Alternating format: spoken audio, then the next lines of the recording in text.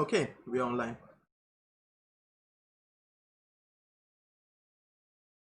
All right, now welcome back. And today we are going to talk about time response of different systems. And we shall limit ourselves to first and second order systems today. And there are quite a few things that we need to discuss.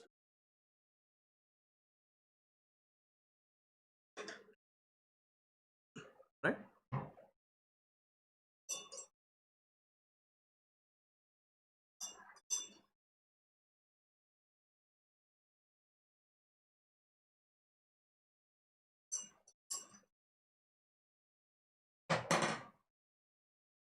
All right.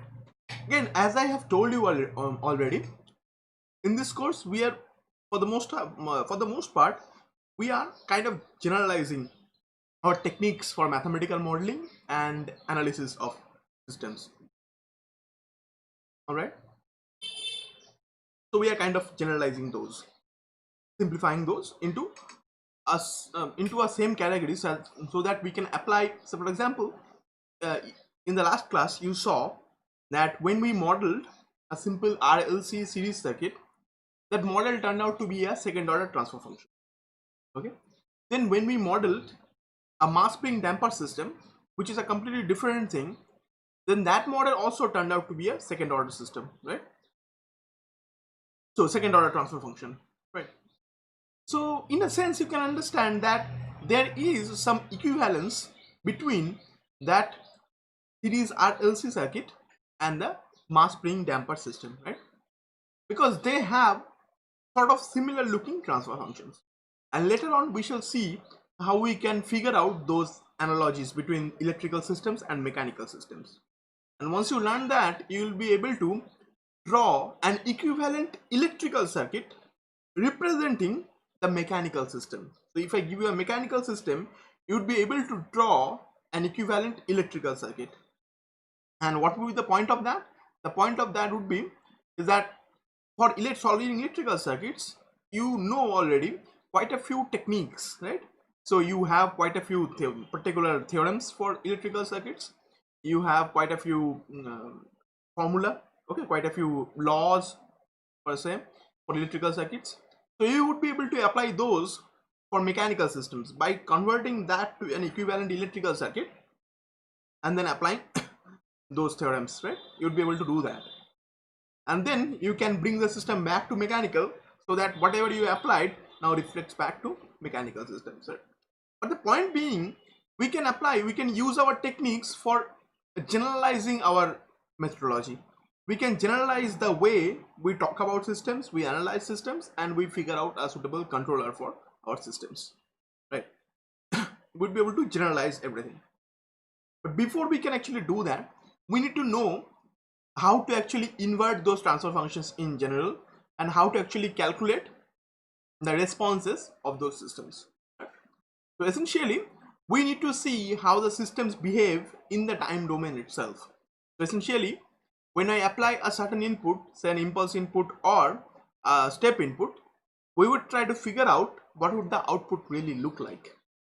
Now, if you have a computer, you can always compute the inverse Laplace transform, or you can solve the differential equation itself and figure out the solution like that. But if you think about those days, like back in 1940s, people didn't have computers. People had analog computers, right? So using analog computers, people could solve differential equations. So those could have been done actually, and that was one of the primary uses of primary use case of analog computers. And in our course, we shall build an analog computer to show how that thing really works. All right. So now, again, as we are generalizing, let's recall that if I have a very simple series RC circuit, okay.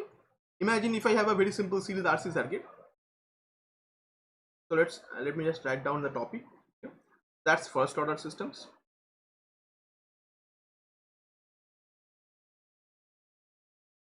Let's take a very simple example. Example would be a simple series RC circuit.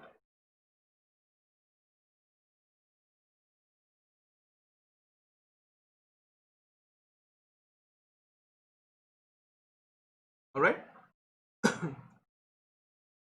So here we have the voltage source, and this is the Laplace transform of the input voltage.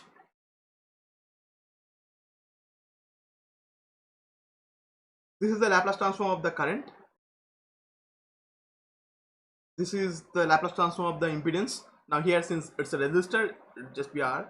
Laplace transform of the impedance is 1 by CS here. And I want to figure out the voltage across this. So if the voltage across the capacitor is, Laplace transform of the voltage across the capacitor is VCT, then that would be VCS. So I want to figure that out. Again, in the last discussion, we already discussed something like this. Alright, and we can apply, so that is the point, we can apply Laplace transform on the circuit itself, assuming zero initial conditions. And with that, we can now apply our simple Kirchhoff's voltage law, okay, and figure out the current, and subsequently the current here is going to be the input voltage divided by the total impedance, again after the Laplace transform has been taken. Alright, C is the capacitance, R is the resistance. Alright, nice. So that's the current. And subsequently, if I want to calculate the voltage across the capacitor, or rather the Laplace transform of the voltage across the capacitor, then I have to multiply the current through the capacitor into its impedance by its impedance. So with that said, this will be the expression. So of course I know what IS is. IS is V in S divided by R plus 1 by CS. Okay, and I'm multiplying that with 1 by CS. So of course, if I do the simplification, that would be V in divided by RCS plus 1.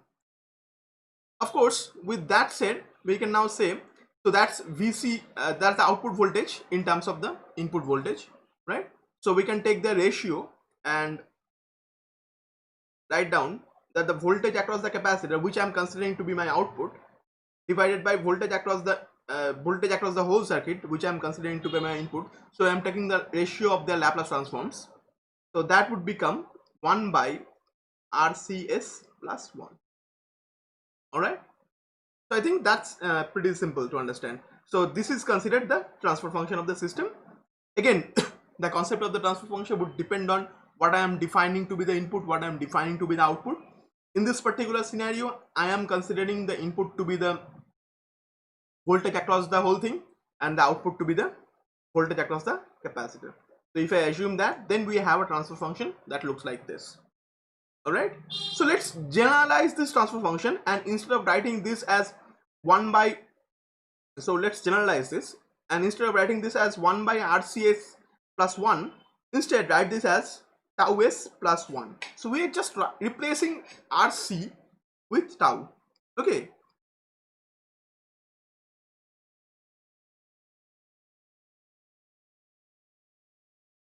Okay, because we can do that, because that's a single factor and both of them are constants. So tau is also a constant, right? Just keep that in mind, because we are generalizing. Now if I give you this transfer function,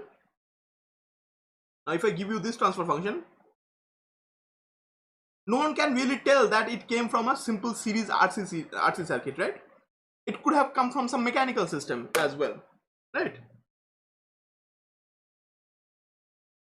Who knows? It could have come from something else. But as long as I write this in this way, it becomes a generalized form as such, right? Alright. So this is a simple first order transfer function, right? It's a very simple thing. Why first order? Of course, the order of the polynomial in the denominator determines the order of the transfer function itself.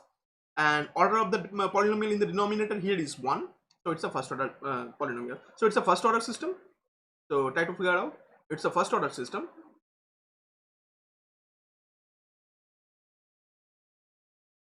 So how many poles does the system have? This system has one pole only. And how do I calculate the pole? Simply by equating the denominator's polynomial to 0. If I calculate that, then the value of s would be minus 1 by tau. So that's the location of the pole. So one pole, I have just one pole, and the one pole is at s equal to minus 1 by tau. And how many zeros do I have? I have 0 zeros. So I have 0 zeros.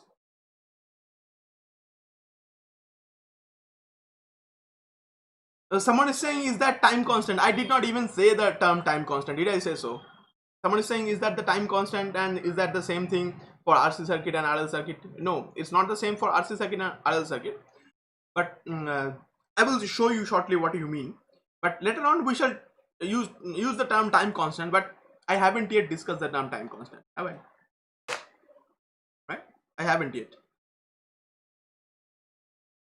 So keep that in mind. I haven't yet used the term, right? So imagine that that is just a constant, simply because R and C are both individually constants. So the tau has to be a constant. Alright? Alright. So now we have one pole in this system and 0 zeros in the system, right? So we cannot have any value of s such that, any finite value of s such that this transfer function whole thing becomes 0, right? But we can have s equal to minus 1 by tau such that for that the denominator will become 0 and subsequently gs will become infinite. So we have one pole and 0 zeros for this system, for this particular system.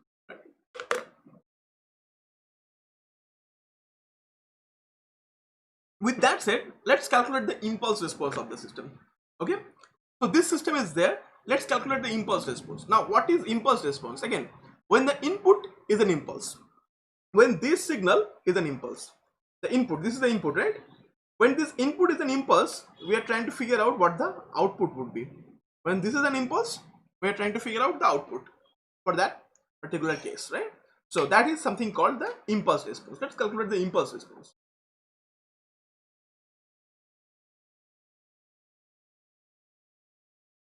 The impulse response, what is impulse response? That is the response. And what is the response? Response is essentially output, right? Right, let's just output, write down output. Output of the system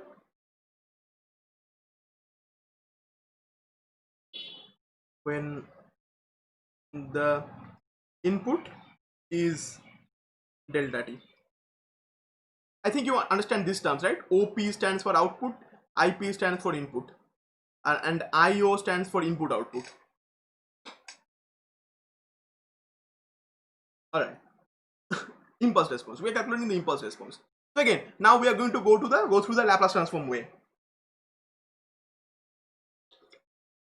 So now we are considering the system as a simple transfer function block.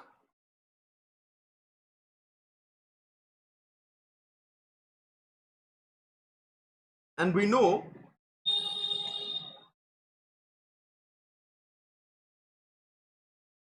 that the transfer function of the system is 1 by tau s plus 1. Okay, so this would be the Laplace transform of the input, and this would be the Laplace transform of the output, right? Now of course xt, which is the input here, is now delta t. I am calculating the impulse response. So what would be xs, the Laplace transform of the input? That's 1. We already know that the Laplace transform of the unit impulse function is 1, right? So we also know the transfer function of the system, which is gs, and if you recall, gs is the Laplace transform of the impulse response of the system, right? We already know that. So we want to calculate the output, right? So again, Laplace transform of the output is defined by the product of the transfer function and the Laplace transform of the input. So that would be your output, right? Now what is gs? Gs is this one, 1 by tau s plus 1. And what is xs? That's just 1. So this is essentially 1 by tau s plus 1. And that has to be the same thing, right? Because gs itself is the Laplace transform of the impulse response. So essentially this is the impulse response here, and this is gs, and impulse response is equal to gs, and that has to happen because we did prove this earlier through the convolution theorem. So Laplace transform of the impulse response is the output here in particular. So is the Laplace transform the output here. So we essentially have ys equal to 1 by tau s plus 1. but we need to find out the output of the system.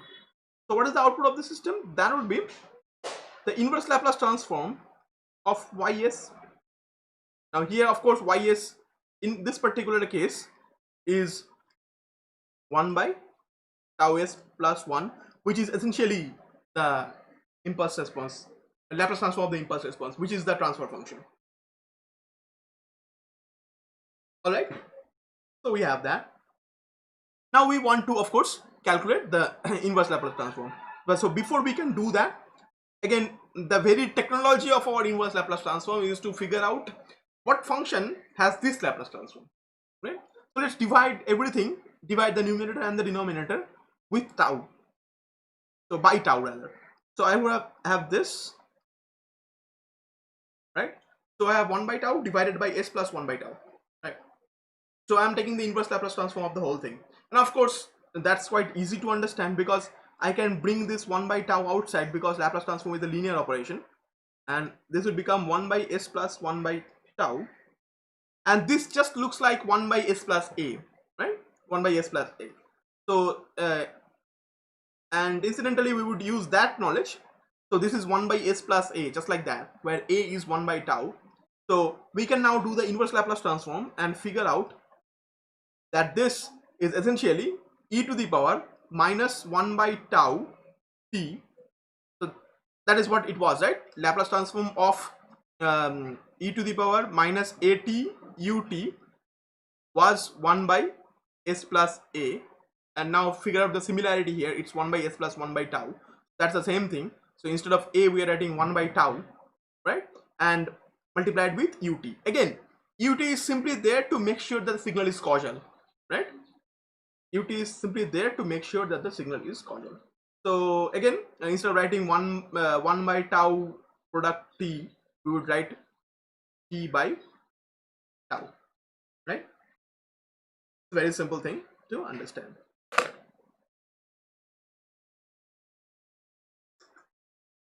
With that said, now if I ask you, what is the value of the signal? What is the value of the output when time is just equal to 0? I mean, just the system has started, right? So you can calculate that by putting t equal to 0. And if you do that, if you put t equal to 0, you get a 1 here. You also get a 1 here. So t equal to 0 plus just after t equal to 0. So you get a 1 here and you get a 1 by tau. So that becomes 1 by tau. Okay. And what is y infinity? So this is essentially the initial value and the final value, right? So let me just write down. So that's the initial value of the response. So t tending to 0 plus, and I'm applying that on yt. So that would be limit t tending to 0 plus, and I have 1 by tau e to the power minus t by tau ut. All right. So if you put the limit, the value would be simply 1 by tau, right? And what is y infinity? Y infinity is the final value of the system. Okay, when you have enough time, when enough time has elapsed, what is the output? So that would again be t tending to infinity and our yt, and that's equal to limit t tending to infinity. So yt is once again the same thing.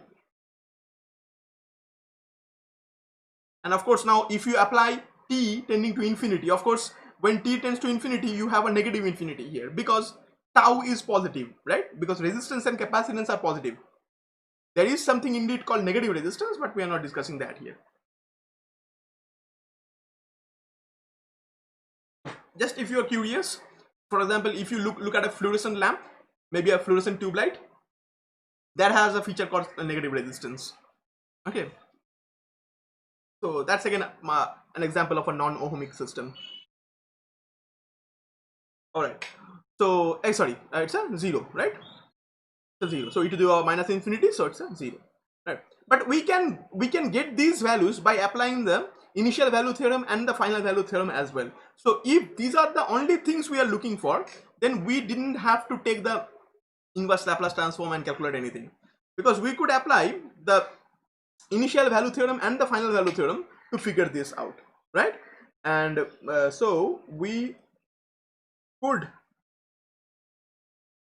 figure out y0 plus and y infinity using initial value theorem and the initial value theorem and final value theorem respectively, right? So of course, applying initial value theorem and final value theorem, so of course if I apply initial value theorem, y0 plus is limit s tends to 0, sorry, s tends to infinity, and s ys, if you recall, that was our initial value theorem, right? So if you calculate that, limit s tends to infinity, s into ys was 1 by tau s plus 1. So now of course, in order to calculate this limit, all you need to do, you need to take divide the numerator and the denominator by s, okay, and if you do that, it becomes limit s tends to infinity, so it becomes 1 by tau plus 1 by s, and since s is tending to infinity, 1 by s is going to become 0, so that's 1 by tau, and that actually is some the same thing that we calculated by taking the limit on the time response itself, right? Now the one thing is that, okay, I'm going to tell you that one thing what I'm doing, right? Again, when I calculate the final value, I could calculate that using the final value theorem as well. Now of course, this final value theorem has a certain condition, is that the system has to be stable, okay, and the input signal has to be bounded. In a sense they are, and subsequently I can have s tending to 0 here and sys. So that was the final value theorem. So this was the initial value theorem and this would be the final value theorem. Okay, so we discussed all these things, right? So s tending to 0, and again s into 1 by tau s plus 1. Now if you put the s equal to 0 limit here, so let's write the s in the numerator. So if you put s equal to 0, then you can understand that this becomes 0 and the denominator we have 1. So it's a trivial situation essentially. So that's 0 divided by 1, so that's 0, right? So the final value theorem agrees that our output, when enough time has elapsed, is 0, right? So we can actually apply those things as well. So again, we have figured out that this is our output. This is the output of the system, right? So output of the system was this. So this was a very first order, a simple first order system, and this is the impulse response of the first order system, right? So now let's draw the impulse response. So as engineers, we often try to look at things. So yt, this is the impulse response in this particular scenario, right?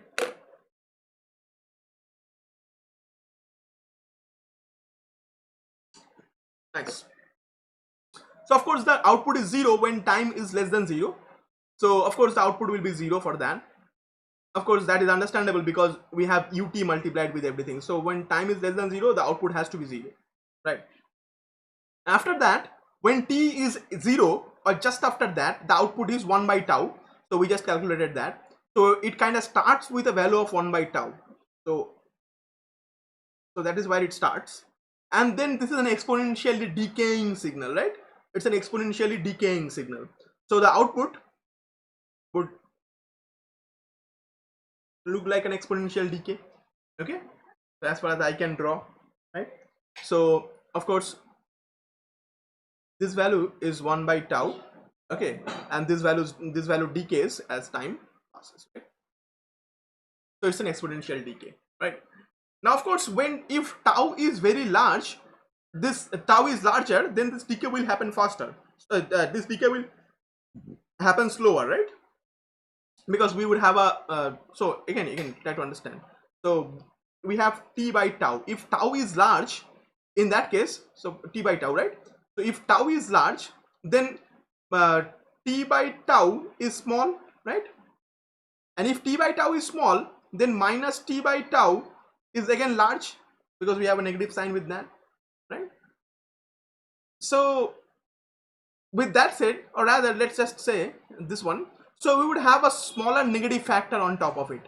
So having a smaller negative factor would mean that we have a smaller decay, right? Just to show you what I mean, just to tell you what I mean, let me draw another figure here, so that would actually be better.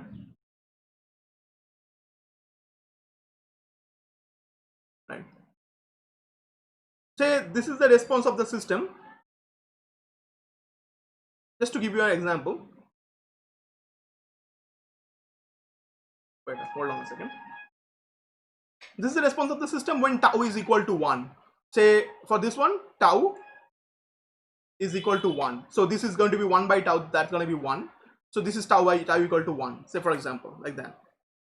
So there is one more thing. So tau cannot be negative. For our example, tau cannot be negative simply because tau was a replacement for r multiplied with c, rc. So since r and c both are positive quantities, tau cannot be negative, right? Because that's just rc, right? Similarly, if say for example tau is half, in that case the starting value would be half. Okay, and the signal will so here we would have half, right? So that would be like 2t. So now the signal will decay even faster, right? Something like that. Signal will decay even faster. So in this particular example, tau was half. Okay, all right. Sorry, what did I just say? Oh, tau. If tau is half, just hold on a second. If tau is half, then 1 by tau would be the starting value. So essentially 1 by tau would be the starting value. So the starting value would be 2, not just half. Starting value would be 2. And then here the decaying factor would be larger, right? So I would have e to the power minus 2t.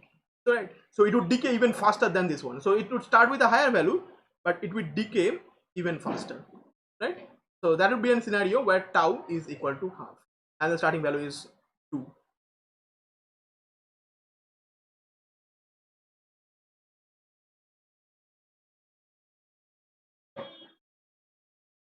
All right. So something like that. So it will start with a higher value but decay faster. All right. So we have calculated the step impulse response of the system, right? All right, impulse response of the system. Now let's calculate the step response of the system. So again, step response essentially is the output of the system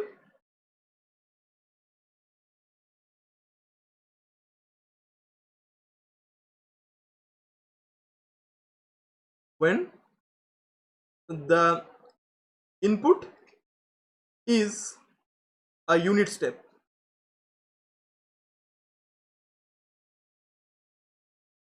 Now before I actually solve the step response for this particular system, let me remind you that our system,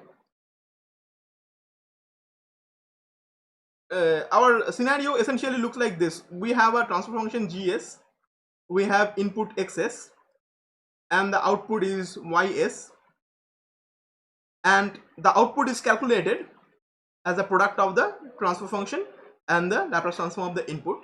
But if xs is so for example, now in this example, if xt is ut, which is the unit step signal, in that case xs would be 1 by s. So that would be gs into 1 by s. But try to understand that this is again ys. So what is yt? Yt would be the inverse Laplace transform of ts by s, right? But recall that we said that if the the inverse Laplace, but recall we said that if I calculate this, so essentially I told you, or rather we proved it one of our earlier classes, that if the Laplace transform of xt is xs, then we said, or rather we proved, that the Laplace transform of this thing, integral of the signal from negative infinity to t, okay, that was xs by x. So we call that the time integral theorem. So essentially with the time integral theorem we can say that this is nothing but the integral of the impulse response throughout time. Again, gt is the impulse response, so instead of writing gt, let's write g tau d tau. Okay, so that's the so instead of writing tau, because tau will actually kind of confuse us, because tau, I'm considering tau to be the time constant. So let's just say this is x lambda d lambda, or rather xt dt, who cares. Okay, xt dt dt. So essentially what it means is that we can see that the step response is nothing but the time integral of the impulse response, and that has to be true. Now if you recall our classes on signals and systems, right? So this is gs, right? That's the transfer function of the system, right? Fantastic. Now what was the input? Say input is xt and the output is yt, right? Now for example, if the input is delta t, then the output is gt. We people know that, because that's the impulse response of the system. Now since this is the linear system, this is a CISO LTI system, right? So since this is a linear system, so emphasis on linear, since this is the linear system, what it means is that if I multiply this with a, this also gets multiplied by a, right? That's the homogeneity property, right? So if I add another signal here, that's particularly the response for that individual signal will get added up here. So that's the additivity property or superposition property, right? So if I do any linear operation here, so let me just say once again, if the input is x1 and the output is y1, fine. If the input is x2 and then if the output is y2, now if I apply, there are sum here as the input. So if I sum these two signals in the input, the output will also be a sum of them. So y1 plus y2. Not only that, we can multiply any factor with with them, because that's again a linear operation. So the output is still going to be like that. So that's a linear time invariant system, linear system for you, right? That's the linearity property. We actually check this property to figure out whether a system is linear or not, right? Now let's get back to our discussion. We said if the input is delta t, then the output is gt, right? But we can do any linear operation here, and that linear operation will reflect here directly. So if I multiply it with something, that something will appear here, alright? So the output will also get multiplied with that, by that factor. So in that same vein, any linear operation will automatically reflect back here, right? So with that same vein, we have the same system.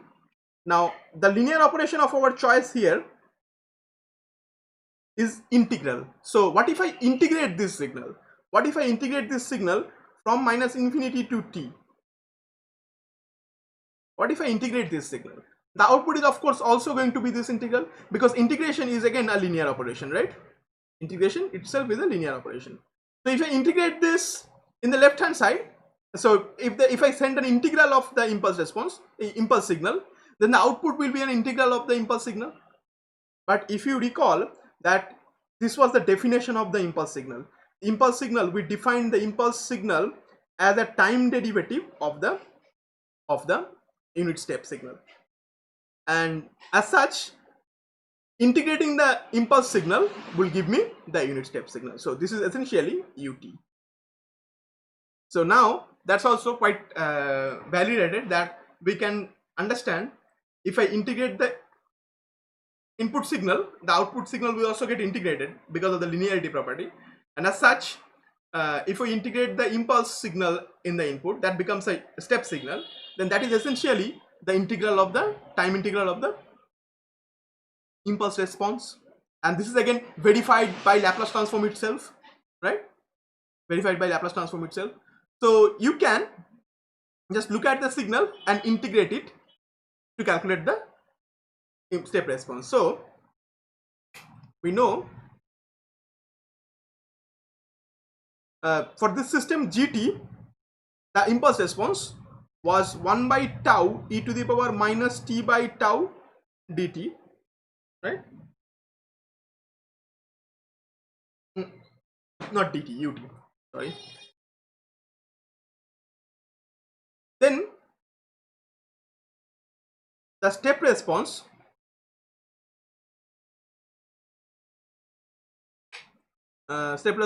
will be, I'm again writing yt, for any response we write yt.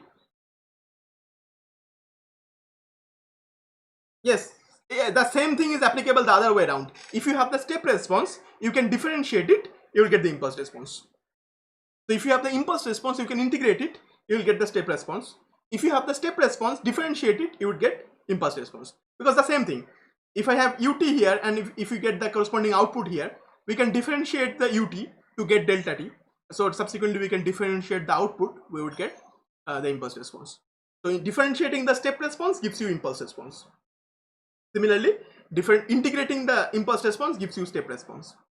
So whatever happens to the input happens to the output as well. That's linearity for you, right? So here we can apply this integration from minus infinity to t on gt, right? So minus infinity to t, so we have 1 by tau e to the power minus t by tau and ut dt.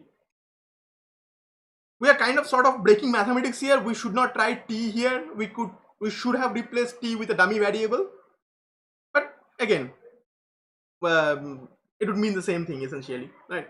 Now look at the limits here. So limit is from minus infinity to t. Of course we have ut multiplied with everything, so it's a causal signal, right? So of course as long as tau is negative, this value is 0, right? So ut can take care of the limits as 0 to t, because if t is negative, ut will be 0, so the whole thing will be 0. So we do not need to consider negative values of t. So just like that, we can bring 1 by tau outside because that's irrespective of t, so irrespective of the variable of the integration. So we have e to the power minus t by tau dt. Again we have taken care of ut by changing the limits, right? So right, just like that, and this is going to be 1 by tau, and of course the integral here is e to the power minus t by tau divided by minus 1 by tau. Okay, limits will be from 0 to t. Again limits are on t. So 1 by tau, and that's a constant, so that can go outside, so that becomes minus tau by 1, so that's just 1, right? So that's just a minus sign outside essentially if I just take care of the 1 by tau here. Okay, so we are left with e to the power minus t by tau, and we have this 0 to t. All right, and if we just apply the values here, so apply the limits, it's not a difficult thing.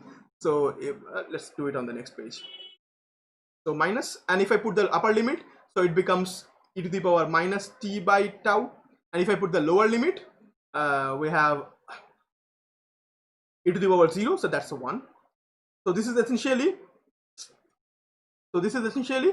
1 minus e to the power minus t by tau, and after everything we multiply it with ut, just to make sure that everybody understands that the response of the system was equal to 0 before t was equal to 0, because this ut does not vanish, this remains.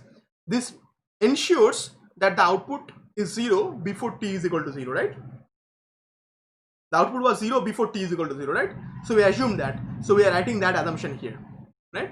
So we can just say here, so for t greater than equal to 0, because before that nothing will happen, right? So just like that, so we ensure that by writing ut here. So we have calculated the step response, so that is therefore the step response yt is 1 minus e to the power minus t by tau ut. So we have calculated that from the linearity property of the system. But why not recheck that using Laplace transform directly? Why not apply Laplace transform directly? So we can now calculate this using Laplace transform as well. So step response to Laplace transform, right? So of course the same idea stands here. The input is xt, which is ut, of course, and subsequently the Laplace transform of the input is nothing but 1 by s, and of course we know that the transfer function of the system was 1 by tau s plus 1. Okay, so the Laplace transform of the output would be gs multiplied with the Laplace transform of the input, so that's again 1 by tau s plus 1 multiplied with 1 by s. Okay, so now in order to take the inverse Laplace transform, we have to do a partial fraction expansion, right? We have to do a partial fraction expansion. So that's, let me just write it down. So s into tau s plus 1 by 1, right? So now I can do this just by looking at it, but you might not be able to do that. So for you, let's do the partial fraction. So this is the partial fraction. So 1 by s into tau s plus 1, right? So we are going to take individual factors out like that. We are going to assume that this is factorizable, this is expandable this way, right? So essentially this equals a, so a and b are constants and we are looking for their values, right? And this by s into tau s plus 1. Now this is an identity, so this is true for every possible value of t, sorry, every possible value of s, right? This is an identity in terms of s. So since this is an identity, the numerator and the numerator here and the numerator here, they are going to be identical.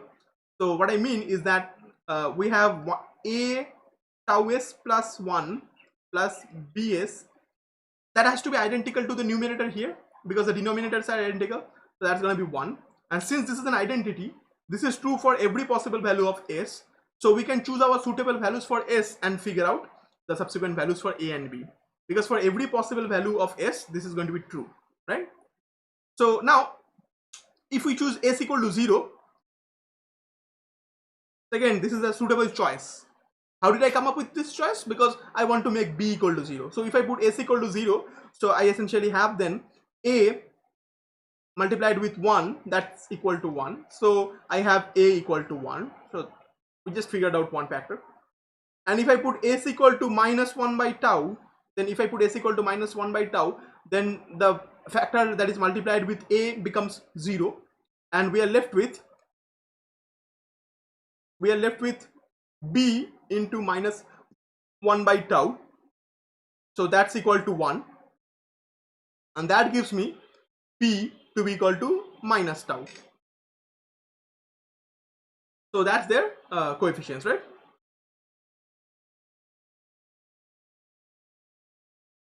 These are the coefficients. So we can now say that this is 1 by so this was 1 by s into tau s plus 1. This can be factored like 1 by s, so that was a by s plus minus tau divided by tau s plus 1, right? So this is the expansion that we can use, right? So again, this is our rough work. Let's make this even smaller. This is just rough work.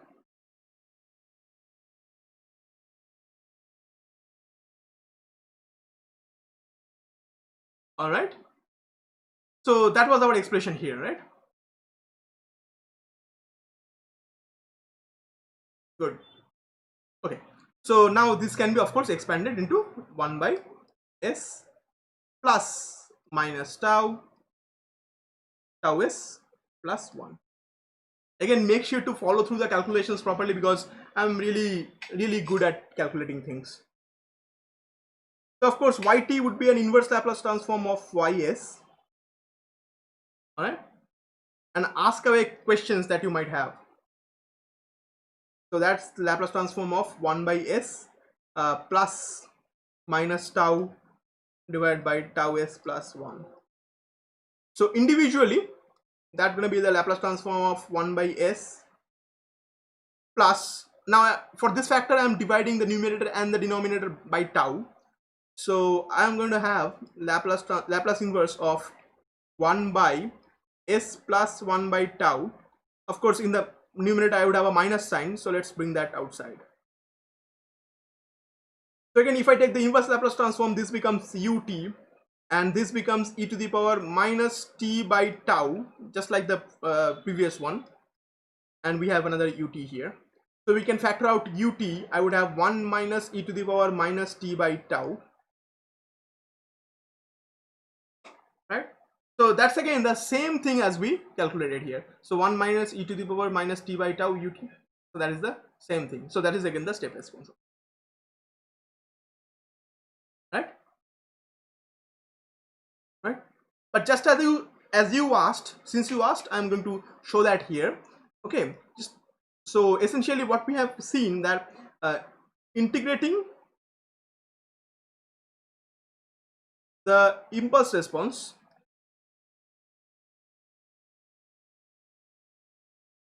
from minus infinity to t, right?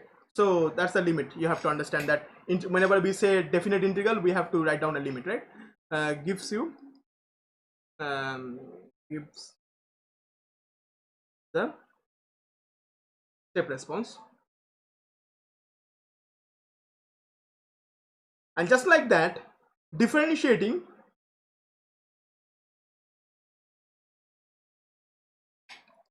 the step response with respect to t, okay, gives the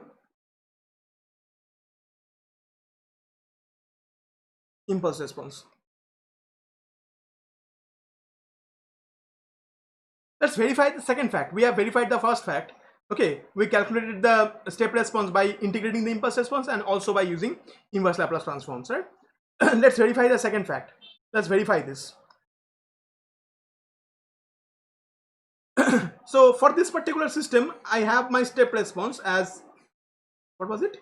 1 minus e to the power minus t by tau ut. But instead of saying ut, I would just say this is true for t greater than equal to 0. Otherwise, it's 0, right? So we are just writing that. I think this is quite valid, right? So the impulse response gt can be calculated. So this is the step response, right? So impulse response can be calculated by taking a time derivative on this. And we are just going to go back and verify that this is true. So if that is true, then let's differentiate this. So of course, if I differentiate yt, so let's just write it down once more. So ddt on 1 minus e to the power minus t by tau. Just keep in mind tau is a constant. Again, everything is valid after t is equal to 0, right? Before that, everything is 0. So of course, if I differentiate 1, that becomes a 0. Then minus sign we have here. And if I differentiate e to the power minus t by tau, then I have minus 1 by tau outside, and then we have e to the power minus t by tau. So here everything is valid for t greater than equal to 0. Here also t greater than equal to 0. Same thing, t greater than equal to 0. So that condition must be satisfied everywhere, right? Alright, so if I simplify this further, so this becomes 1 by tau and e to the power minus t by tau. That's again t greater than equal to 0, right? And of course, in order to not write this one, we write a ut, just like that. So that was the impulse response. And let's verify that this is indeed the impulse response. Where did I? Sorry, yeah, this is the impulse response. 1 by tau e to the power minus t by tau ut. Just like that. So we have essentially verified our claim here, right? But before I go further, let's draw it. Let's draw the response here. Okay. Again, if you look at this response, so the step response here. Okay. So for the step response, the initial value of the step response, which is y0 plus the initial value of the step response, if you put t equal to 0 or take the limit here, that becomes 1 minus 1. So that's essentially 0. And what is the final value of the response? So which is y infinity. You can again use the initial value theorem and final value theorem for this. So y infinity, which is the final value of the step response, if I put t equal to positive infinity, then this becomes 0. So this becomes 1. So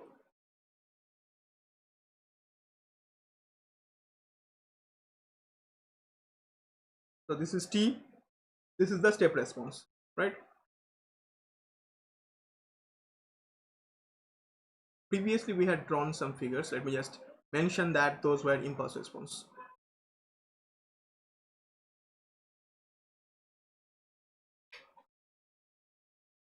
All right, so we know that this is the value of the step response, right?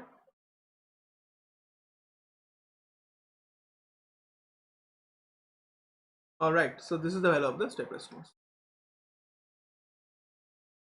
All right, and of course at t equal to 0 the value of the step response is 0, and at t equal to infinity, so essentially after enough time has elapsed, the output of the system is equal to 1, right?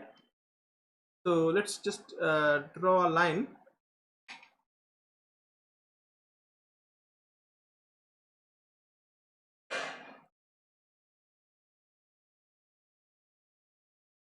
Indicative of that. That's our final value of the system, final value of the response, right? Final value of the response. Now, of course, this is a decaying exponential factor subtracted from a constant value, right? So this is the constant value, this is that 1, right? Now we are subtracting a decaying exponential factor. So essentially this factor will decay, and initially this would have been 1, but gradually this would become 0, and subsequently the output will become 1. So the output will gradually rise and become equal to 1 as t goes on. So essentially the output kind of looks like this.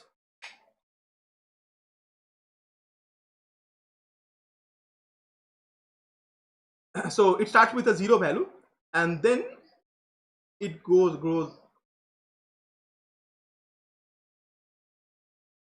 up, and as time passes the output reaches closer and closer to 0, closer and closer to 1, right, as the time passes, right? Just like that, right? All right, that's fine. But now if tau is smaller, so for example, say imagine this is tau equal to 1. Now if tau is smaller, now there won't be any changes in the initial value or the final value, right? Initial value is irrespective of, initial value of the response is irrespective of the time constant, the tau, and the final value is also irrespective of the time, the tau thing, right? But we will see that if I have, say for example, now tau is equal to half, then what happens? We have e to the power minus 2t here, so it's like 1 minus e to the power minus 2t. So this factor will decay even faster.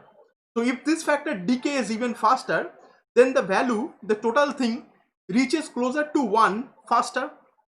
So if I have 3 here, it will reach closer to 1 even faster, because this will become 0 faster, right? The faster this one becomes 0, the faster this whole thing becomes closer to 1, right? So with that said, if tau is smaller, then what happens? This signal rises up quicker. So if tau is smaller, say if tau is half, then this signal will rise up quicker. So this is, for example, tau is equal to half. And if, say for example, tau is equal to 2, then in that case this will take much longer.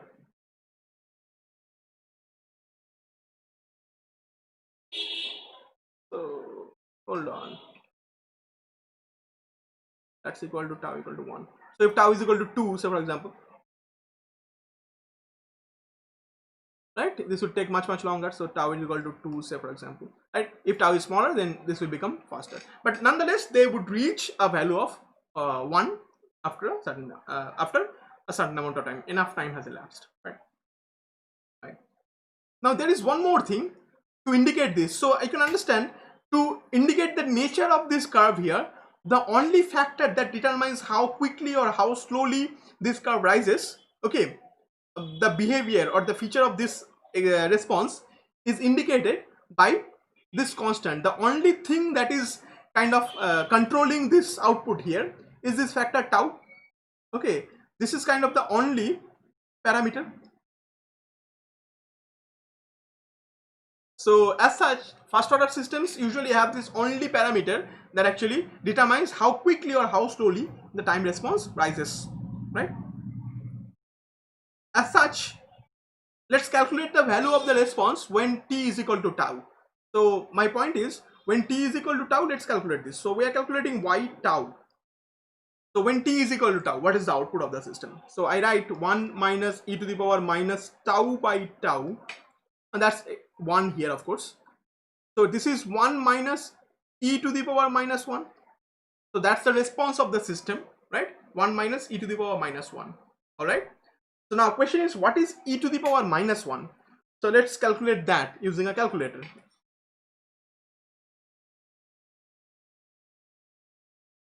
All right. So use a calculator.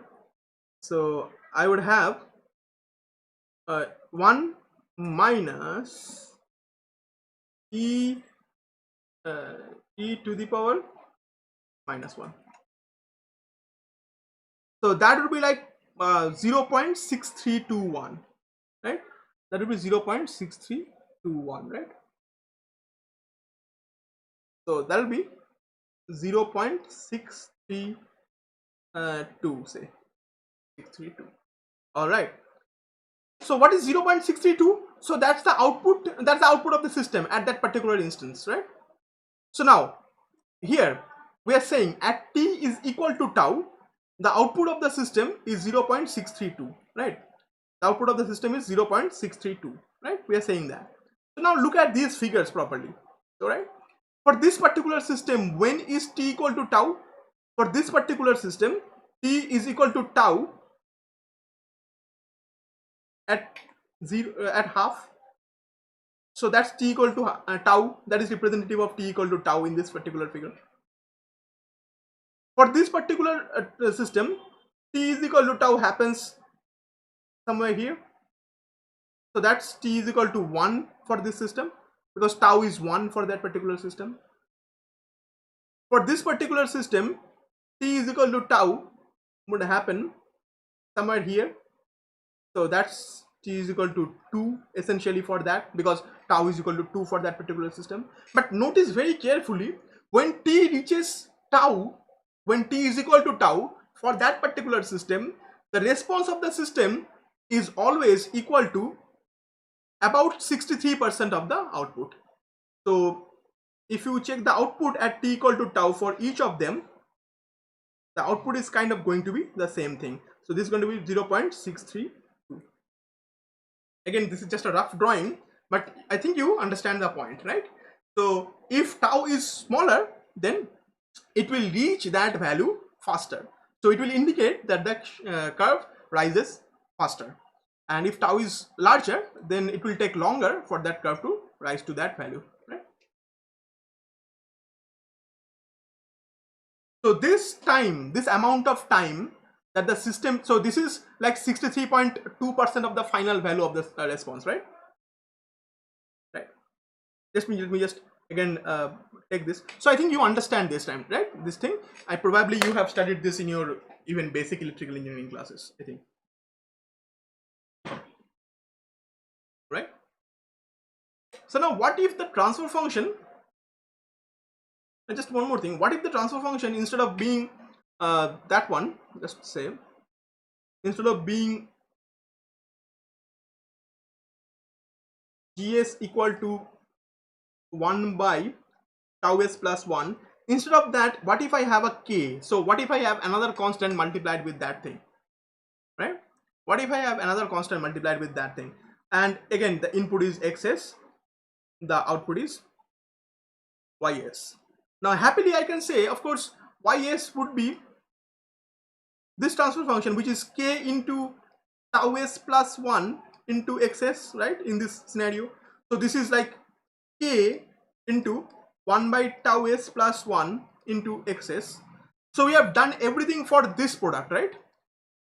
We have figured out the value of this when xs was 1, so that's the impulse response. We have calculated the value of this when xs was 1 by s, so that was the step response. And this is just multiplied with k, right? So if we have this transfer function, therefore if gs is k divided by tau s plus 1, so we can calculate everything by just multiplying with k, right?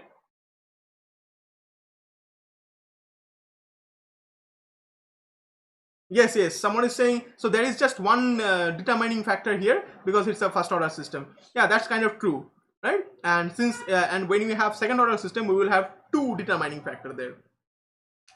Now this k is another one, but this k has another thing to do here, right? So we have k. So if I say that, so of course I can calculate gt very simply. If you say, so the impulse response was originally this one, right? The impulse response was 1 by tau e to the power minus t by tau, right? That was the impulse response. So that was the inverse Laplace transform of inverse Laplace transform of 1 by tau s plus 1. So the inverse Laplace transform of k by tau s plus 1 would just be this thing multiplied with a k, right? So if I multiply a k with the transfer function, of course the output will just like that, right? So that will be the same thing.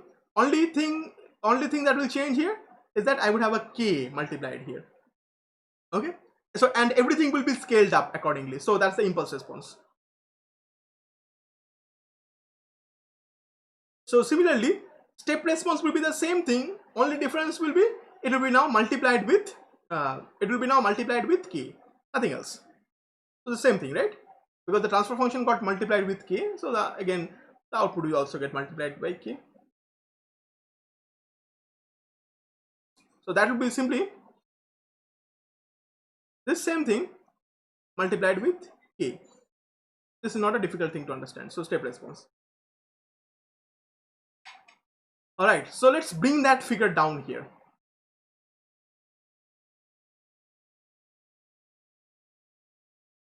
So I'm not drawing the impulse response, you can do that yourself. So this is the step response. This was the step response. Now the very nature of the step response will remain identical, right? The very nature of the step response will remain identical. Okay, but only thing is that the final value of the response will become k. Instead of reaching a value of 1, the response will reach a final value of k, because you can imagine the previous case to be k equal to 1, just like that. So the final value would be equal to k, right? Just like that. So if we put again t tending to infinity, so it becomes 1 minus 0, so that's fine. And so 1 minus 0 is 1 multiplied with k. And subsequently, if you do the same calculation here, if you put t equal to tau, how many minus signs do I have here? Okay, if you put t equal to tau here, right? So subsequently we would have 1 minus e to the power minus 1, but a k will be multiplied here. So it will be just 0.632 k, right? So that essentially becomes 0.632 k, right? So that becomes 0.632 k, right? Just like that. So that's 63, about 63.2% of the final value of the system. So tau is a factor, tau is a constant, rather constant, such that when t is equal to tau, the output of the system, or rather output, not the output of the system, rather I would say step response of the system. The step response of the system reaches 63.2% of its final value. Now think about it. So for this one, for this orange one here, tau was half. So when t is equal to half second, it reached 63.2% of the final value. The final value was k. Right? For this purple one, tau was equal to 1.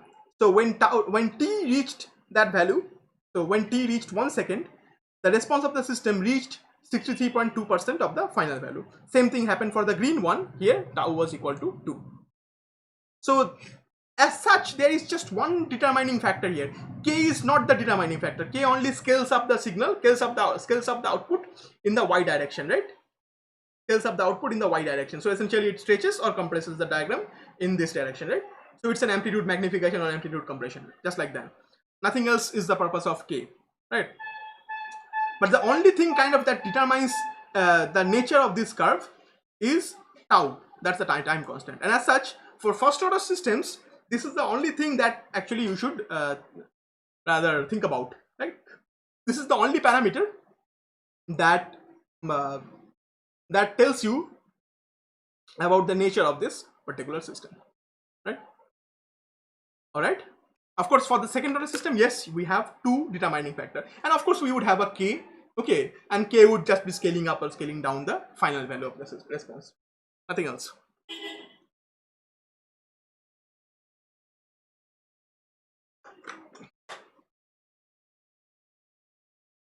All right. So I think this was very simple to understand. If you have any query, feel free to ask. I see many of you have already left. So yes, these things are not interesting, I understand.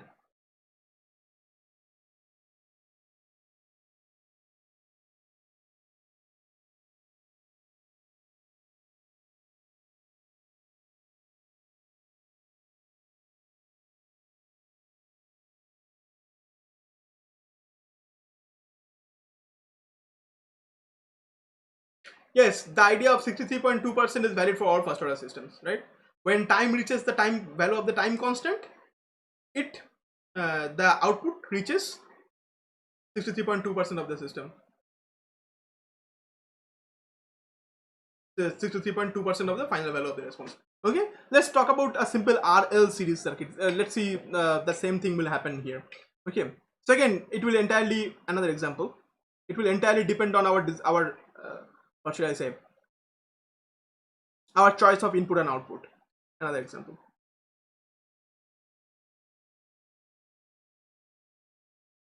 Okay, so let's consider RL.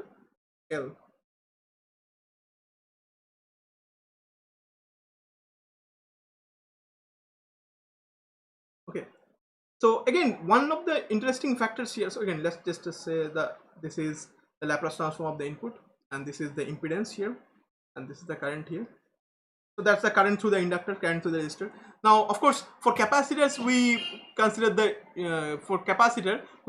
voltage across the capacitor to be the thing that we look for.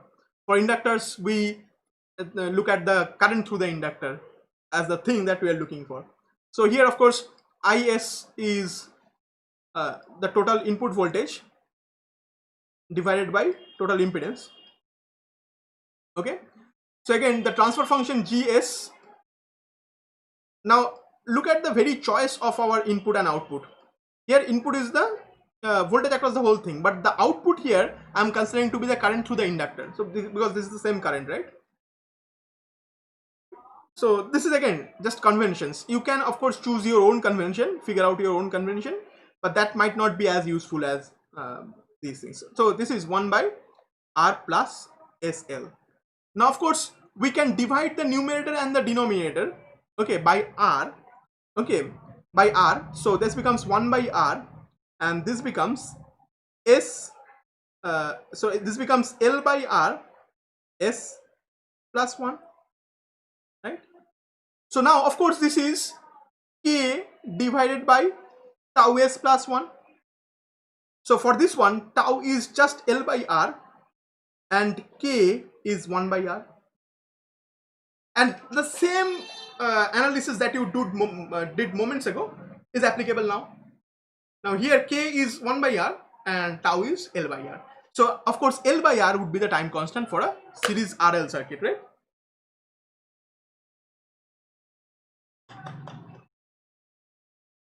Just keep in mind that the choice of output has changed here in this scenario, right? We are choosing the current through the circuit to be our output. But of course, if I calculate one of them, I can calculate all of them, right? Just like we saw in the last class, right?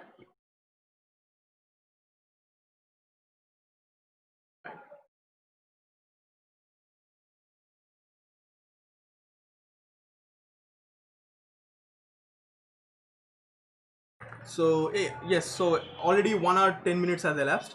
So let me just go back. So we would do only first order systems today, right? I won't talk about second order systems, but we would talk about some generalization of second order systems, right? Some part of second order systems. If you so, but we won't calculate the inverse Laplace transform and everything. We would do that on the next one. Okay, so let's look at second order systems.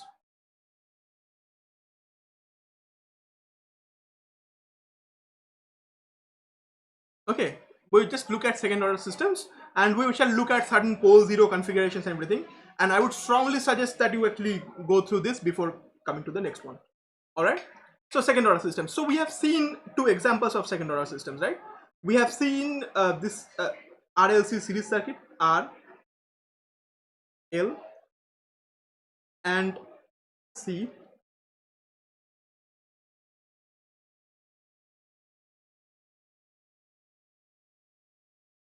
Right?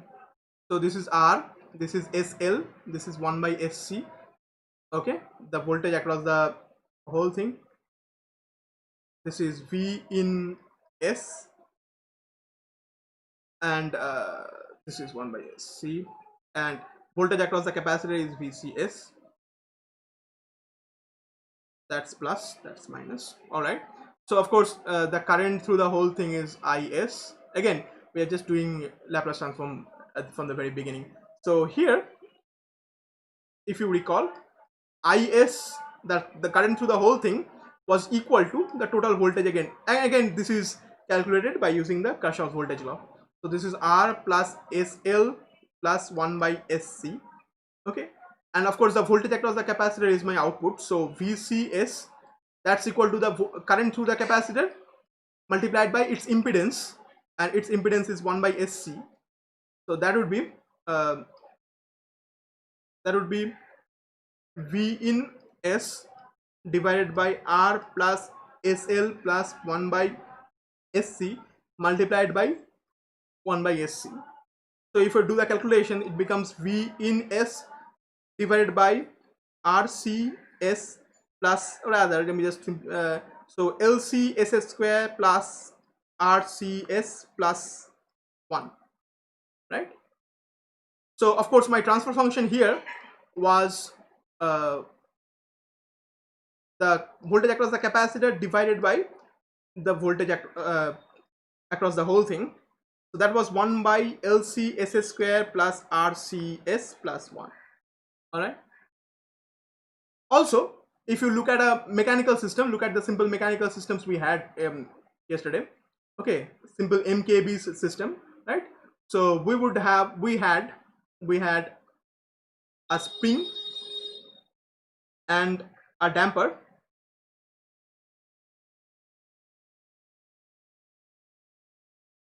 attached to an inertial reference frame. So this was the inertial reference frame, and attached to a mass on the other side.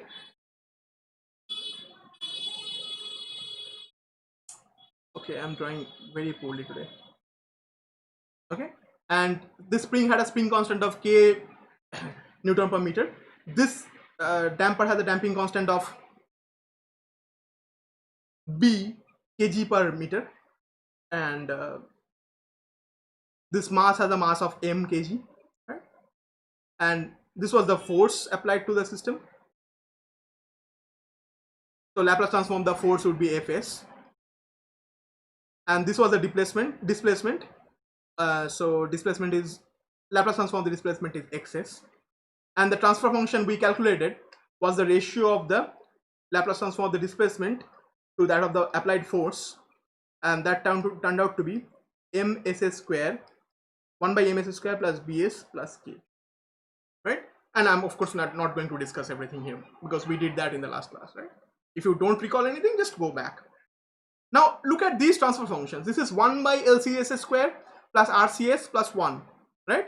So now we can divide, let me just show you what I'm doing here. We can divide everything by LC. So 1 by LC, right? And let me just write 1 by LC, that becomes S square, plus I'm dividing everything by LC, so this becomes R by L S plus 1 by LC, right? And for this one, if I divide everything by M, because try to understand again, our whole purpose is to not think about them in as different systems, but our whole purpose here would be to think about the systems in a general way, so that the technique we develop for our electrical systems will also be applicable for mechanical systems, thermodynamic systems, hydraulic systems, as such.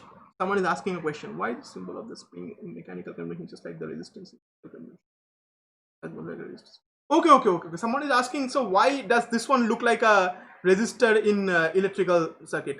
Resistor as in an electrical circuit. So if I'm drawing an electrical circuit, this would be the symbol of a resistor, right? And this is the symbol of a spring, right? Someone is asking, do they behave similarly? Unfortunately, no, they do not behave similarly. Unfortunately for us, they do not behave similarly. In fact, in case you want to, and of course we are going to discuss that, the damper is the one that behaves like a resistor. You will see. Okay, the damper is the one that actually behaves like a resistor. Okay, and what behaves like a resistor, what behaves like a capacitor would change based on our convention. Okay, so we have a convention called force voltage convention. So we would, for that convention, we would consider forces to be equivalent to voltages. Then we have something called a force current convention. In that case, we consider forces to be equivalent to currents. So under those conventions, the circuits will look different. One will be a series convention, other will be a parallel convention. But again, we will see those things later on. But for voltage, force voltage convention and force current convention, yeah, what acts like a resistor is different. But this is just a coincidence, sort of. I mean, I do not really know why resistor is drawn this way. I'm not really sure why resistor is drawn this way, because if you look to, again, just one more important thing here. This is an old symbol for resistor, really. This is an old symbol, really. Unfortunately, we people try to, of course, cling to our old things, right? Cling to the status quo. This is an old symbol. So if you are drawing a modern circuit, you would never draw a resistor this way. The symbol for a modern resistor would just look like this. This is a symbol for a resistor that is used in circuits. Okay, so if you look to any modern schematic or anything, yeah, that would be the symbol for a resistor, not this squiggly one. Okay, but this is the symbol for a spring. You can understand why this is the symbol for a spring. A spring kind of looks like this one, right? Really, from the side, a helical spring would look like this one.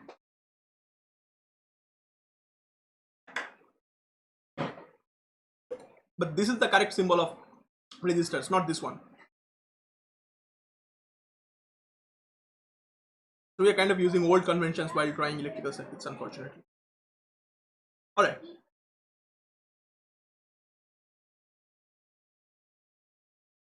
And that's not the only thing. I mean, there are way too many unfortunate conventions that are still left over here. All right, so we are dividing numerator. Yes, there is one more thing. When writing impedance, we use this symbol, right? When drawing impedance, general impedance like Z, something like 2 plus J3 ohm, for example. When writing impedance, we use this symbol, right?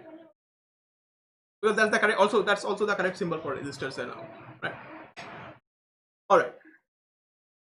So I'm dividing the numerator and the denominator by m. So I am having 1 by s square. So 1 by m divided by s square plus b by m s plus k by m. Now I would ask you to look very carefully here. So look at this system. Let me just bring it here. Let me just copy it here so that you can look it parallelly. So look at these two things at the same time. So this was the, so again, this is the transfer function, right? So this is the transfer function of the system here. So this is the transfer function for the mass spring damper system, a very simple basic mechanical circuit as such. And this is the system, this is the transfer function for the RLC series circuit, right? So this is the MKB system.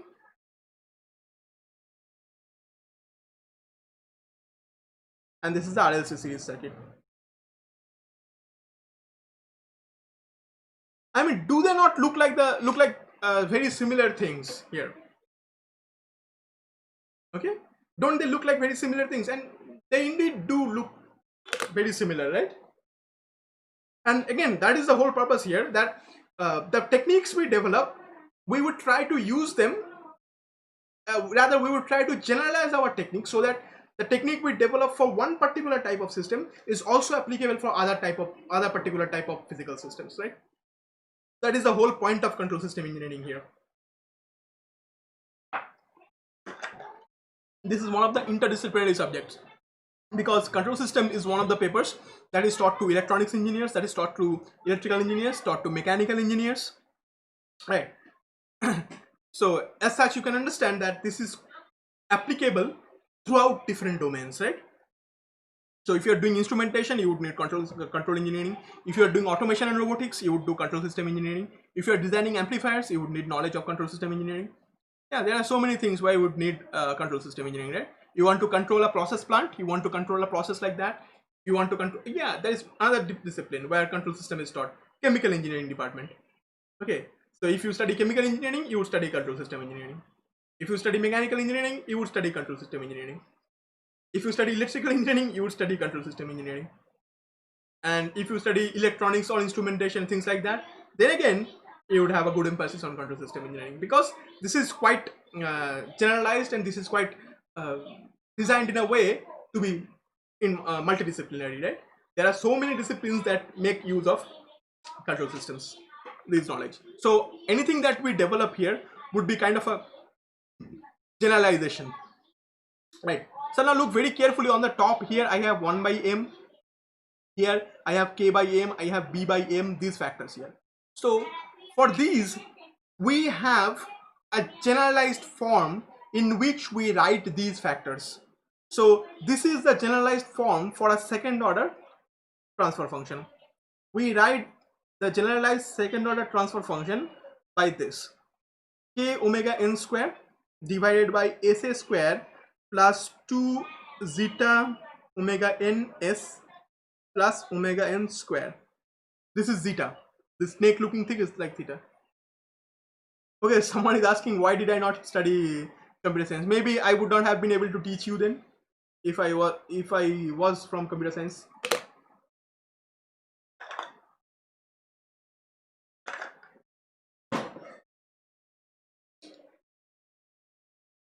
Yeah.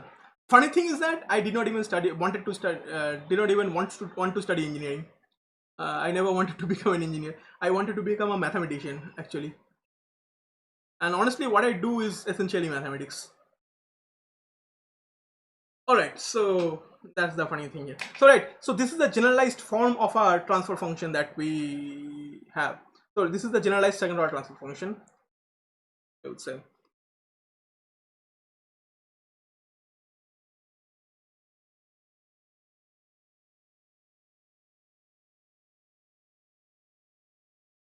Okay. Now, so I'm going to explain all these terms in the next class. Okay, we shall have a proper discussion on the second order system. But for the moment, let's figure out which one is which for which. Okay, so here for the mechanical system, let me just write down for the mechanical system. So MKB system we have here. That's the MKB system. And for the RLC series. Okay. Okay. For the MKB system, the transfer function was GS equal to what was it?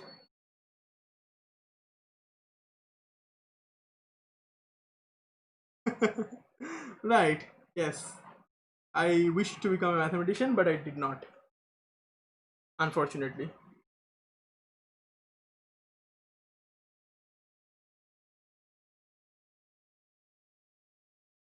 That's also kind of a life lesson. Uh,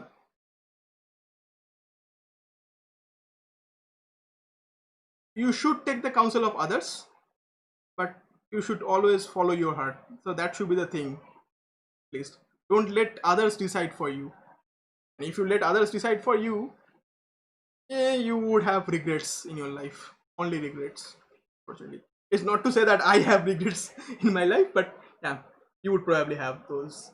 Just keep in mind. Alright. Alright. So right, so let's now look at this system. Now of course this is the generalized form here, right? So I'm trying to figure out what factor is what here in this case. So of course we have omega n square, right? So now let's compare these two for the mechanical system and the generalized transfer function. So this is like omega n square, right? So if I look at these, so this would be like k omega n square, right? So this would be omega n square. This factor would be 2 zeta omega n, right? Right. Similarly, here this is going to be k omega n square. Here this is going to be omega n square, and this factor is going to be 2 zeta omega n, right? So again, so that's the factors here, right? So let's look at these. Let's look at this one. So here omega n square, let's look at, so here omega n square is k by m. So we can write omega n to be equal to root over k by m, and I would strongly suggest you remember this before coming to the next one. Okay, fine. So 2 zeta omega n is b by m, so I write 2 zeta omega n, that's b by m, but we have just calculated omega n.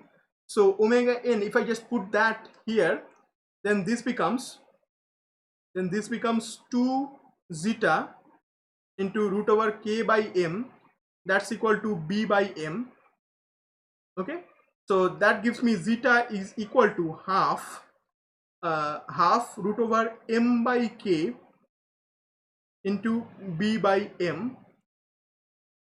So that gives me zeta to be equal to b by 2, and we have b by 2, and then k cancels out, m cancels out, so I have b by 2 root mk.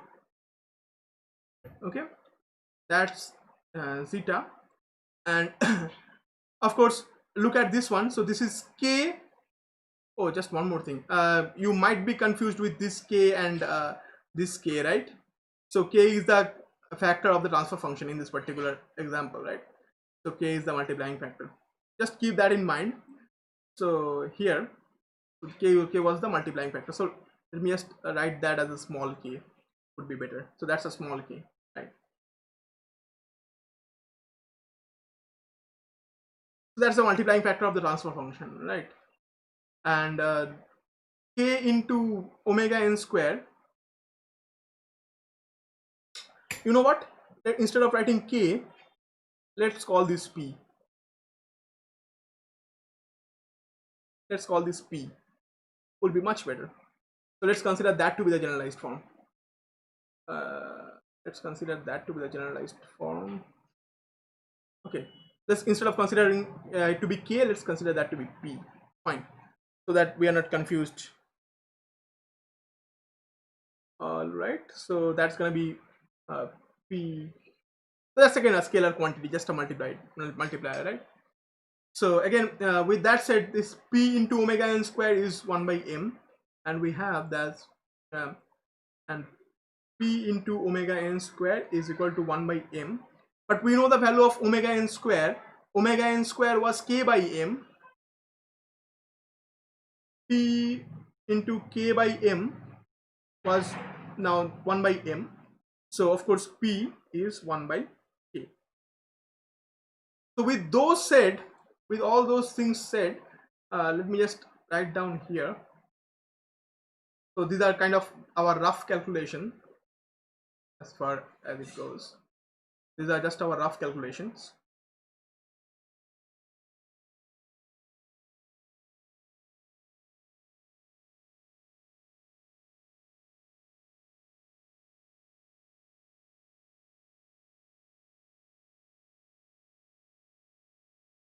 All right, so with that said, we just figured out the particular factors here.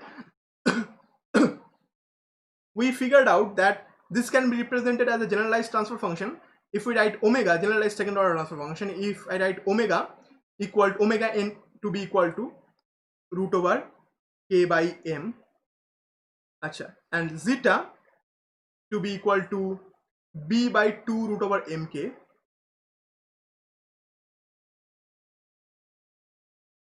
and p, that scaling factor, okay, that scaling factor in the transfer function itself, we consider that to be 1 by k. Okay, all right. So we, again, the point is that we want to express everything in a generalized form as far as possible.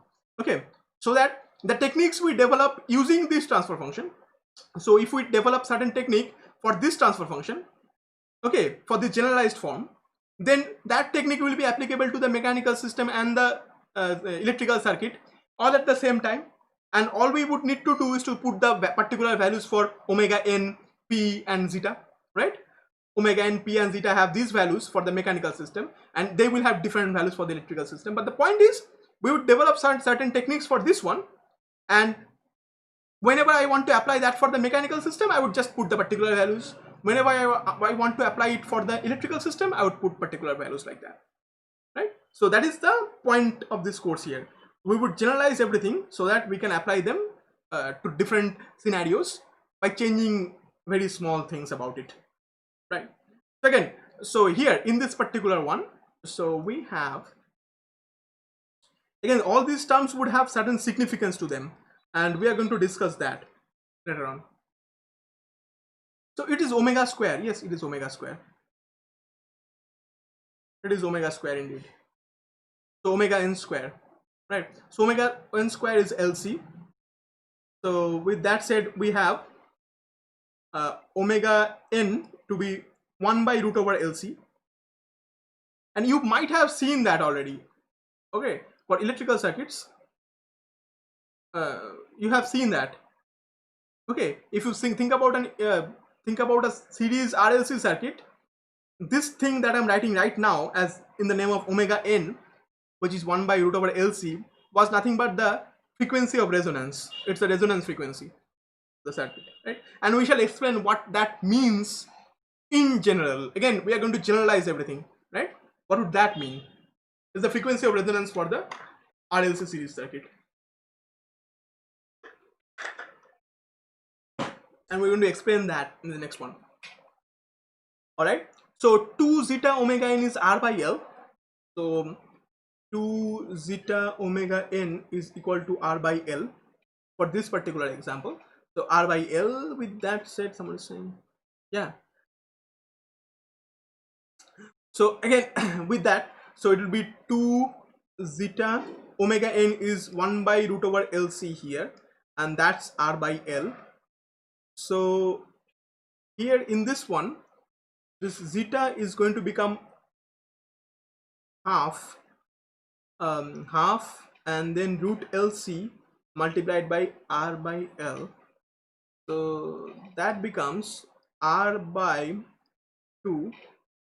Okay, fine. This becomes R by 2 root over C by L.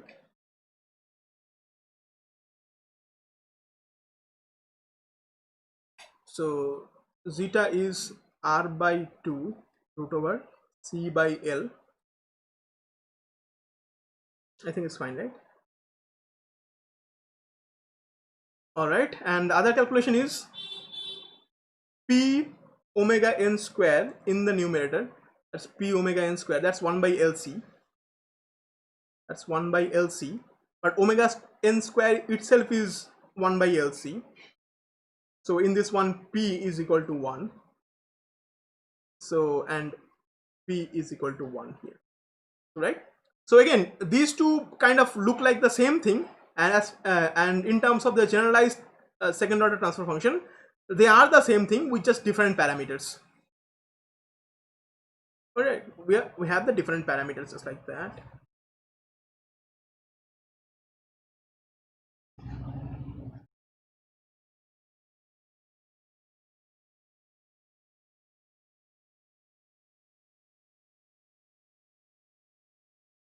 All right. So just things. So this is one thing we're discussing. This is one.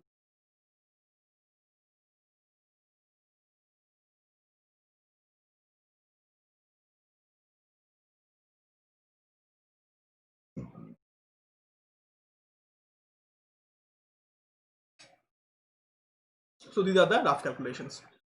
So the point is that we can actually generalize any second order transfer function this way, right? So this was our generalized transfer function, and again we are going to discuss its meaning and everything later on in our class, right? So all these terms will be explained to you, and how to calculate the response. We shall calculate the response of the system. But there is just one term that I did not discuss properly. That is the very title of this title of today's class. Okay, we did not discuss the term transient, right? I did say time response and everything. I did not say transient. What is that term? What is the meaning of that term, transient? What does the term transient means? Okay, so transient essentially means transition. Of course, transient came from the term transition, right? Transition, transient. Okay, so what is the transition? Try to understand. So look at this system. For example, look at the series so look at this first order system, right? So again, look at this. So if I ask you, okay, what was the response of the system when time was less than 0, right? Before time was t equal to 0, so before applying any input to the system, what was the response of the system? You would say, of course, the response of the system was t equal to 0, response of the system was 0, so there was no output, right? So there was no output, right? So this is representative of a steady state, a state where things do not vary, right? So here, that's a steady state, right? That's a steady state. So I left the system off for a very long time, right? I left the system off for a very long time. So of course it had a steady state. What was the steady state? It was off. So all the outputs were 0, right? And there is another steady state. What another steady state? If I leave the system on for a very long time, then the system reaches this output, right? The system reaches this output. So this output that I'm considering, that has a value of 1 for this example, just for this one. Okay, so this is another steady state. But when I leave the system on for a very long time, so this is another steady state.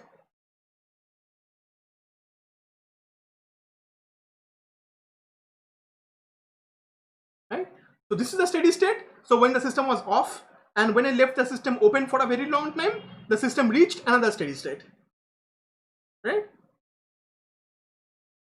Got it? So it is another steady state. So essentially, if you leave the system on for a very long time, the output will become 1, right? For the other example, if you leave the system for a very long time, the output will become equal to k, right? So this is another steady state. Transient is defined as everything that happens between two successive steady states. So this is one steady state and this is another steady state, and everything that happens to the system between two successive steady states is known as the transient, right? So let me just explain the term. Okay, so transient essentially means transient is everything, and I'm emphasizing the term everything. Transient is everything that happens to the system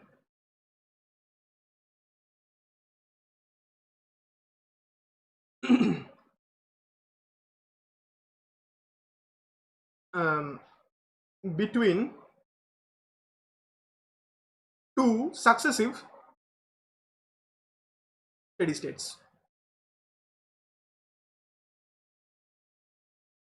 Okay, so we have one steady state which was, for this example, when the system was off, so that was one steady state, and when the system was on for a very long time, then that reached another steady state. But everything that happens between those two excuse me,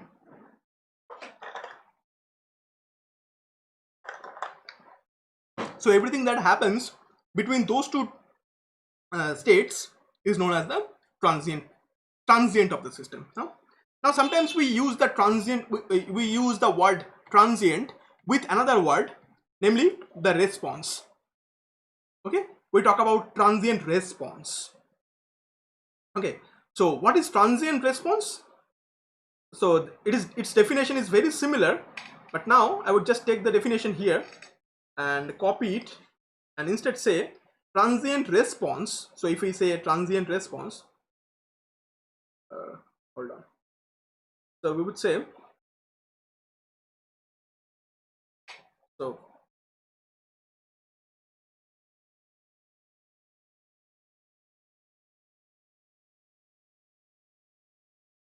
transient response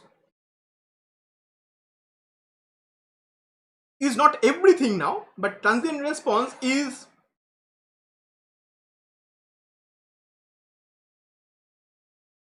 not everything that happens to the system, but is the response of the system. So response is the output.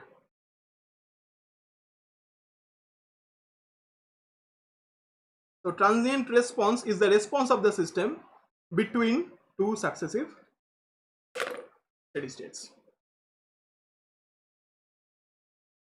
So that's transient response, right? So between two successive steady states, whatever happens, so the output, if I look at the output, or if you think about the output, rather I want to describe the output between two successive steady states, it's called the transient response. And what is just transient? Transient is everything that happens between two successive steady states. Okay, and just one more thing, what is the formal definition of steady state? I won't tell you the formal definition of steady state, but for the moment I won't tell you the formal definition of steady state in this class, because in order to formally define steady state we would need to discuss stability. Okay, I haven't yet properly discussed stability, right? We would discuss stability and there we shall formally define steady state. Otherwise we cannot do that. But informally try to understand steady state as states where everything is steady, or at least the output is steady, right? The output is steady here. So output was 0 and it remained at 0 for a very long time. So that was a steady state, and here the output remained at a certain value for a very long time, after a very long time, of course.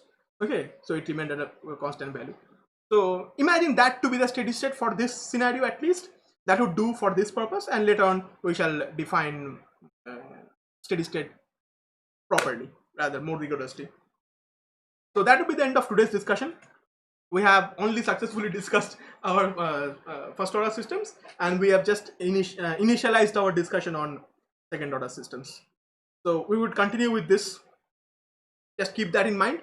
Just keep something in mind that we are going to just start right from here. Okay, I would assume that you people know these terms and everything, right? These terms and everything, I would assume that you people already know these, right? I would assume that you know this term, and all these terms, right? From that we are going to actually start our discussion on the next one, right? So that will be the end of today's discussion. Again, if you have any query, feel free to ask, right?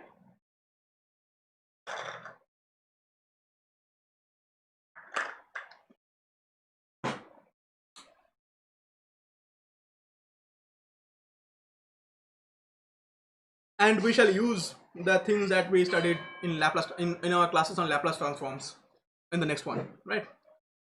So we shall have to use quite a bit of our knowledge on Laplace transform. So again, everything that we do in our classes here will be like building upon what we have studied before, right? So everything that we have studied so far will be used in the things that we build tomorrow, like that. Right? That is the whole structure here, right? So if you miss a few classes and all, I would suggest you strongly, I would strongly suggest you go back, or at least go through the handouts that I send you after every single class. So thank you very much. And again, if you have any query, feel free to drop me an email. Otherwise, I will see you next week. So thank you.